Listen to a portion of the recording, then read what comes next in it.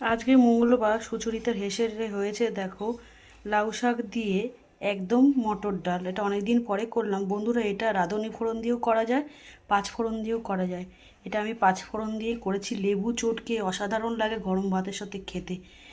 ঠিক আছে, তোমরা কমেন্ট করে জানিও এই রেসিপিটা তোমাদের কেমন লাগে আর কীভাবে তোমরা করে খাও। আর করেছি দেখো, অনেক দিন পর করছি আলু পোস্ত। একটু সেদ্ধ করে নিয়েছিলাম, সুগারের প্রবলেম, বেশি করে পোস্ত দিয়ে একদম বানিয়েছি, দারুণ হবে খেতে। তা করেছি পোস্তটা দিয়ে 3-4টে কাঁচা লঙ্কা না, পাকা শুকনো লঙ্কা বেটে নিয়েছি। কাঁচা লঙ্কা ফোড়নে দিয়েছিলাম, কালো জিরে কাঁচা লঙ্কা ফোড়নে দিয়ে আলুগুলো দিয়ে একটুখানি নুন দিয়ে ভালো করে সাঁতলে নিয়ে পোস্ত বাটা হয়ে গেলে ওর মধ্যে দিয়ে ভালো করে নাড়িয়ে চাড়িয়ে ঢাকা চাপা দিয়েছিলাম অল্প জল দিয়ে। তারপর নামানোর আগে আর দুটো চেরা কাঁচা লঙ্কা একটু কাঁচা সর্ষের তেল দিয়ে নামিয়ে নিয়েছি। কতটা লোভনীয় হয়েছে দেখো। আর সবাই পোস্ত খেতে ভালোবাসে আমি জানি। ভিডিওটা কেমন লাগলো কমেন্ট করে জানিও। রাখছি ভিডিওটা এখানে, দেখাবে অন্য কোনো ভিডিওতে অন্য কোনো রেসিপি নিয়ে।